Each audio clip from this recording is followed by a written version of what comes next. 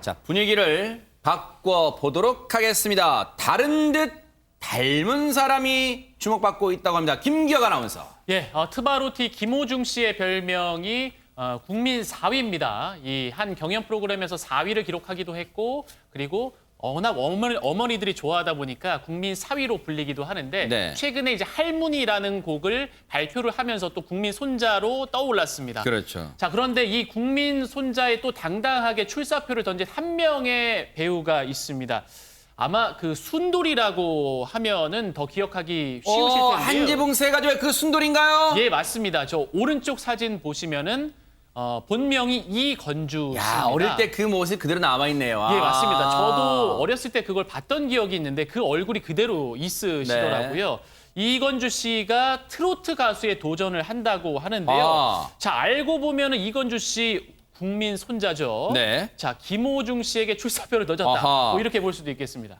이건주 씨가 국민 손자인 그 사연은 저희가 잠시 뒤에 차근차근 짚어보고요. 일단 최정환 기자님, 김호중 씨가 국민 사회에서 국민 손자가 된 배경은 대체 뭡니까? 네, 일단 이 김호중 씨 같은 경우에는 지난 20일에 신곡을 발표합니다. 근데 이 신곡의 이름이 할문이에요. 그래서 전국의 많은 그 중년 이상의 분들이 굉장히 사랑을 하고 있는데요. 사실 이 노래 같은 경우는 공개를 한 직후 음원 차트에서 1위를 하기도 하고 현재까지도 상위권을 계속해서 자랑을 하고 있습니다. 네. 근데 제가 알아본 바에 의하면 김호중 씨가 이 노래를 처음 딱 받았을 때 녹음실에서 펑펑 울었다고 해요. 세상에. 이 가사 자체가 너무너무 슬펐고 내 얘기 같았다라고 하면서 이 노래는 내가 무조건 불러야 된다라고 하면서 처음으로 욕심을 드러낸 곡이기도 하대요. 네. 현재 이 김호중 씨의 그 앨범을 굉장히 열심히 준비하고 있는데 이 전체 앨범의 스타트를 알리는, 시작을 알리는 그런 곡이기도 합니다. 이야, 가슴 절절하면 듣기만 해도 가슴 절절한 노래 같은데 안 들어볼 수가 없잖아요. 한번 들어보시고 이어가 보도록 하겠습니다.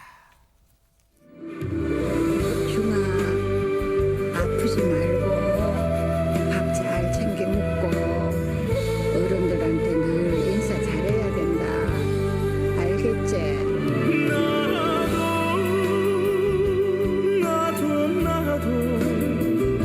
네 어미가 보고 싶다면 내 손 잡고 몰래 우시던 사랑해요 우리 할머니.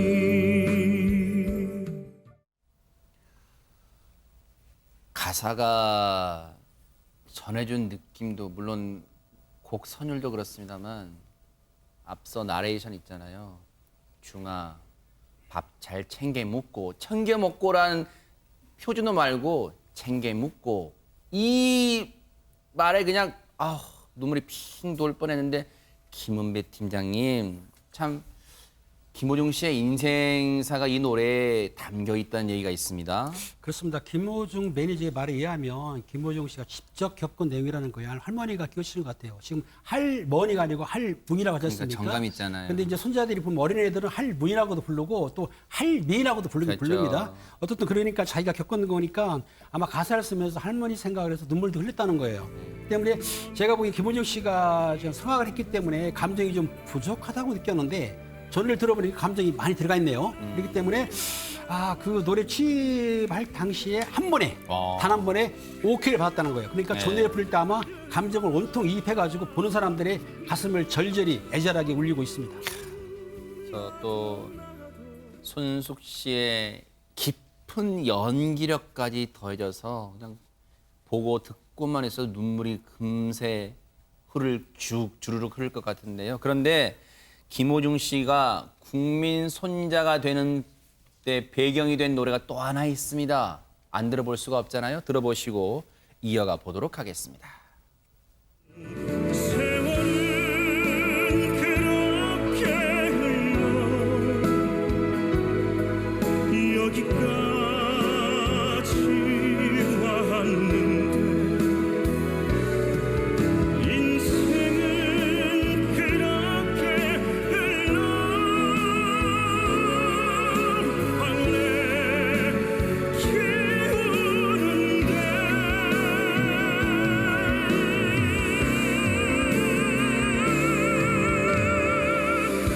왜 한마디 말이 없어.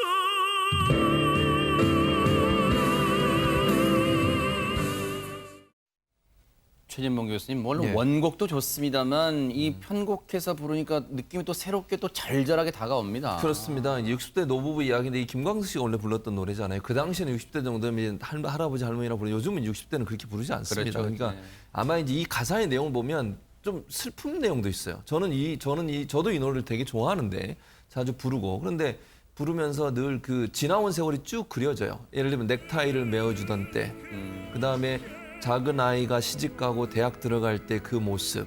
그리고 마지막 가사 지금 그 클라이막스로 올라가면서 불렀던 노래 있잖아요. 네. 여보 왜 한마디 말이 없어. 이 가사가 주는 의미는 뭐냐면 먼저 자신을 떠난 그 상대방, 그 아내가 됐든 배우자, 남편이 됐든 아내분이 떠나셨군요. 배우자에 네. 대한 마음이에요. 그러니까 이 노래를 들으면요. 가슴이 정말 절절해지고 눈물이 나요. 그래서 저는 이게 특히 연세가 많으신 분들 같은 이 노래 들으면요. 눈물이 저절로 나올 수밖에 없어요. 그러니까 손자가 될 수밖에 없죠. 국민 손자가 된다는 건 할머니 나이쯤 되시는 분들이 이 노래를 들으면 인생이 쫙 그려지면서 본인의 인생 전체를 이렇게 하나하나 걸어가는 듯한 모습이거든요. 그런 말을 대신 전해, 김원중 씨 말에 난 말을 대신 전해주는 집배원 같은 역할이에요. 네. 즉 감동은 어르신들이 받지만 그 감동을 불러일으키는 집배원 역할을 김원중 씨가 하면서 국민 손자다 이런 별명을 얻을 수 있었던 것 같습니다.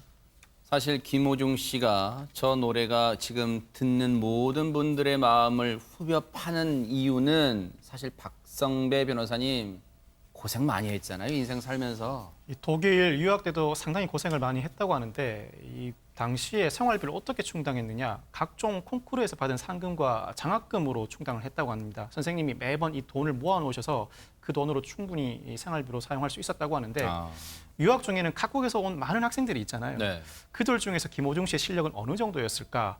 이에 대해서 김호중 씨는 나는 그 안에서도 상당히 잘했다고 자신감을 내비치기도 했는데 사실은 농담이고 루마니아에서 온 자기보다 3살 많은 형이 있었는데 내가 듣기에는 이 형이 세계적인 목소리를 내더라는 겁니다. 그 모습을 보고 나는 한국에 돌아가서 내가 할 수 있는 음악을 해야겠다라는 생각을 했다고 합니다. 하하, 참 우리한테도 많은 울림을 주는 그런 삶이다, 인생이다 그런 생각을 해봅니다. 그런데 사실 김호중 씨는 뭐 국민 사위든 국민 손자든 다 어울립니다. 그런데 이 김호중 씨 인생과 비슷하게 가려고 도전장을 내민 분이 있습니다. 최정아 기자님. 어쩌면 국민 손자라는 이 수식어는 이분한테 더 원조다라고 얘기할 수 있을 것 같은데요. 바로 이건주 씨입니다. 아하. 외모도 풍채도 뭔가 좀 비슷한 두 분인데요. 네. 일단 이건주 씨라고 했을 때 고개를 갸웃하는 분들도 있을 건데 이분의 맡았던 역할, 순돌이를 들으면 다들 얼굴을 기억하실 거예요. 1986년도부터 94년까지 무려 8년 동안이나 방송한 이 작품에서 가장 눈에 띄었던 배우는 역시나 이 순돌이가 아닐까 싶은데요. 세상에. 한 지붕 아래 서로 다른 계층 세 가족이 펼치는 이 가족애를 담은 작품에서 이 순돌이 같은 경우에는 지방에서 올라와 서울에서 성공을 꿈꾸며 살아가는 가족의 그 외아들 역할이었어요. 그런데 이 순돌이 이건주 씨가 MBN 보이스트롯을 통해서 트로트에 도전을 하게 됐습니다. 네. 사실은 뭐 요즘 분들은 예전에 뭐 모래시계 보려고 뭐 이 다 집에 가는 바람에 거기가 횡했다 그 얘기만 들으셨겠지만 정말 일요일 오전에 한 지붕 세 가족 보려고 눈 부스스 막 잠에서 일어나서 막 텔레비전 안 빼왔던 그런 생각이 납니다. 자, 그런데 트로트 가수로 새로운 도약을 준비하는 이건주 씨 한번 보시고 이어가 보도록 하겠습니다. 부모 없다는 소리 들을까봐 항상 엄하게 키워주신 거 너무 진심으로 감사하게 생각하고요. 너무 못난 조카경 아들이라 죄송합니다. 날려버린 허무한 맹세였나. 진성 씨의 안동역에서를 구성지에 잘 부릅니다. 그런데 짧게 노래는 듣고 왔습니다만 김계가 아나운서 네. 앞서 눈물을 훔쳤어요. 이건주 씨가. 이건주 씨 사연이 궁금합니다. 예, 이건주 씨가 2살 때 그러니까 부모님이 이혼을 하셨다고 해요. 그 이후로 어머니는 거의 뵙지를 못했고 그 아버지 같은 경우에도 초등학생 이후로는 만나보질 못했다고 하는데 그러다 보니까 영상에서도 나왔었지만 고모와 그리고 할머니의 손에서 자랐다고 합니다. 그 어렸을 때부터 그래 엄하게 그리고 또 사랑으로 키워주셨다고 하는데 이 프로그램 녹화를 하면서 혹시 어머니의 얼굴이 궁금하지 않냐라는 질문이 나왔었는데 이건주 씨가 뭐 그동안 내가 살아오면서 나를 아들처럼 챙겨주고 잘 보살펴줬다면 생각이 나겠지만 지금은 만나고 싶지 않다라는 이야기도 전했습니다. 아직은 그 상처가 가시지 않았나 봐요. 그런데 최진만 교수님, 예.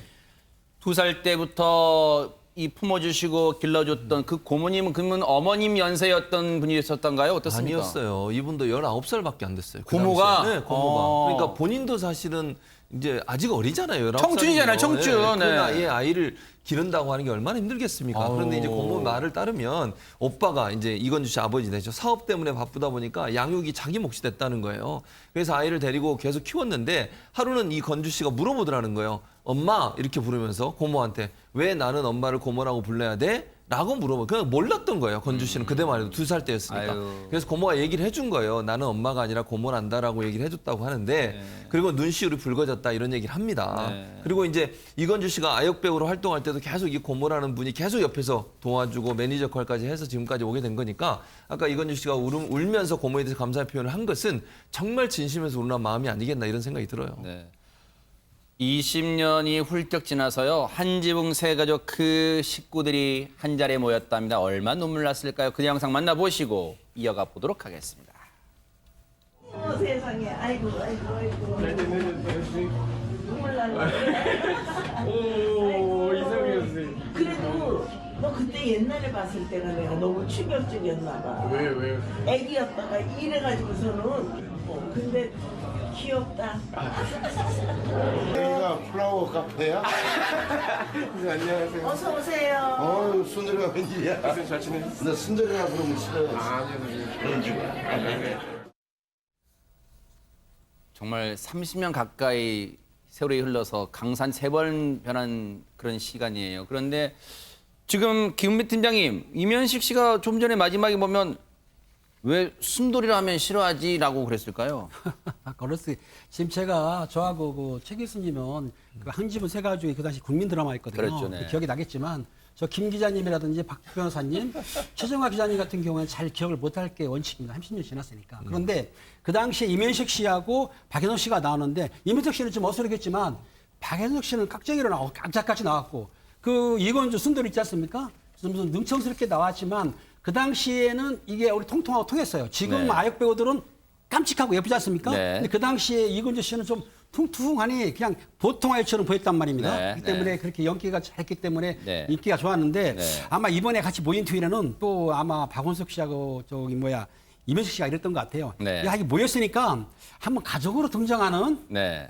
드라마나 시트콤을 하면 어떻겠냐. 네. 이건주 씨가 천재 소년이었다라고 네. 하는데 제가 보기에는 천재는 아니고 네. 아마 우리가 볼 때는 아주 능청스럽게 연기는 잘했던 건 맞습니다. 아하. 그런데 오랜만에 근황을 이건주 씨 근황을 들으면서 그런 생각이 들어요. 사실 이건주 씨가 MBN의 그 인기 프로그램 인기 프로그램 집시맨에 이분과 함께 출연한 적이 있어요. 바로 이분입니다. 박성배 변호사님 누굽니까? 바로 이재은 씨입니다. 어허. 네, 저도 일요일 아침마다 일찍 일어나서 한지붕 세 가족 기다렸던 기억이 선한데 두 분 다 제 또래에 해당합니다. 아, 그래요? 이건주, 이재은 씨 모두가 당시에 최고의 아역스타였었죠. 그렇죠. 그런데 이건주 씨가 6살에 데뷔해서 큰 인기를 얻다 보니까 평범한 학창 시절을 못 보내고 성장통을 겪었다고 하는데 당시 아역 배우 풀도 상당히 작다 보니까 촬영하고 잠들며 눈 뜨면 또다시 촬영하는 악한 스케줄을 소화했어야 했다고 합니다. 네. 그리고 이재은 씨도 아동복 브랜드 모델은 당시에 내가 다 했다고 할 정도라고 하는데 그래도 맞기도 해요, 진짜. 30여 년 전에 9살 나이에 세금을 내야 할 정도였고 월 수입이 1,000만 원에서 2천만 원 정도. 그 당시 돈 들어. 와. 그 어린 나이에 세금도 상당히 많이 냈다고 떠올리고 네. 있습니다. 신기한 게요. 이들의 공통점이 집시맨에 나왔다는 게 말고 이들의 공통점 바로 이겁니다. 이재은 씨의 노래 실력 한번 보시고 이어가 보도록 하겠습니다. 장갑을 끼고 아침마를 두르고 그대를 맞이할 식당에 장미도 꽂고 그래 없는 시간에 그래 양복 다리며 그대 기다리는 아내이고 싶죠. 저 뮤직비디오라는 말은 최정아 기자님 음반을 냈다는 거예요, 이재은 씨가? 네, 맞습니다. 이재은 씨 가수로도 활동한 경력이 있는데요. 어허. 이때 가사가 아마 주부의 마음 혹은 나 사랑하는 사람을 기다리는 아내의 마음, 뭐 여인의 마음을 표현했었던 노래였었던 것 같아요. 근데 이재은 씨 근황에 대해서 굉장히 궁금해하시는 분들이 많을 것 같은데 이재은 씨 같은 경우는 그러니까 일단 27살에 결혼을 해서 11년 만인 지난 2017년도에 이혼을 하게 됩니다. 아하. 저 같은 경우는 이재은 씨가 이혼을 하기 전에 이제 인터뷰를 하게 됐었는데 네네. 이때 그 전 남편분이죠. 지금은 그분이랑 함께 나와서 남편분이 이 인터뷰에 대해서 굉장히 이재은 씨에게 적극적으로 코칭을 했었던 모습이 좀 기억에 서네요. 그래서 이혼 소식이 알려졌을 때도 좀 저 역시도 많이 놀랐었는데 이재은 씨 같은 경우는 결혼을 왜 이렇게 일찍 했냐라는 말에 이렇게 대답을 했습니다. 당시에 일단 가장의 무게를 굉장히 견디기가 힘들었대요. 아버지가 IMF 때 이제 좀 많이 힘들어지셨고 어머니 역시 개를 들었는데 이것이 좀 잘 안 됐었던 거예요. 그래서 여러 가지 빚을 혼자서 계속해서 갚아 나가는 상황이 너무 힘들어서 뭔가 도망치듯이 결혼을 택했다라고 인터뷰 때 이야기를 했던 게 기억이 납니다. 그래서 우울증에 뭔가 결혼하고 나서도 좀 행복하지 않은 삶 때문에 뭐 우울증에 80kg까지 살이 쪘다라고 이야기를 했었는데요. 이재은 씨 같은 경우는 지금은 걱정 안 하셔도 될 것 같아요. 일단 이 우울증이 다 괜찮아졌고 이혼 후에 또 연락하지 않았던 이 어머니와 연락을 해서 함께 살게 됐대요. 근데 이 어머니가 옆에서 너무너무 이제 멘탈 관리를 잘 해주셔서 지금은 건강하게 잘 지내고 있으시다고 합니다. 새로운 생활 또 새로운 삶에 당당히 적응해가는 또 이재은 씨에게 또 박수를 보내드리고 싶습니다.